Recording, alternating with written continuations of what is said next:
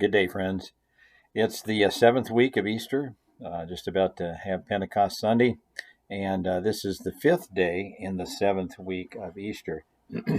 So today we'll be reading from Matthew's Gospel, the appointed text for the day, and this is recorded in Matthew chapter 9, the first 8 verses. Jesus stepped into a boat, crossed over, and came to his own town. Some men brought to him a paralytic lying on a mat. When Jesus saw their faith, he said to the paralytic, "Take heart, son, your sins are forgiven." At this, some of the teachers of the law said to themselves, "This fellow is blaspheming." Knowing their thoughts, Jesus said, "Why do you entertain evil thoughts in your hearts?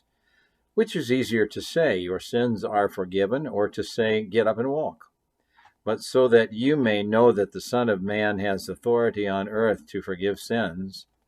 Then he said to the paralytic, "Get up, take your mat, and go home."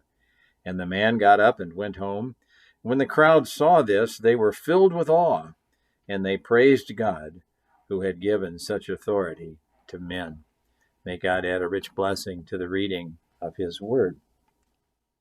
My professor, Dr. Drury, earlier today in Vesper service that he recorded, read that very verse appointed for today and then suggested two things for us to think about. What sin is it that renders one paralyzed? What is the paralyzing sin? And secondarily, he asked us to consider, when has it been recently that we've brought someone to Jesus who is on a mat? So what sin paralyzes, and when have we brought someone on a mat to Jesus?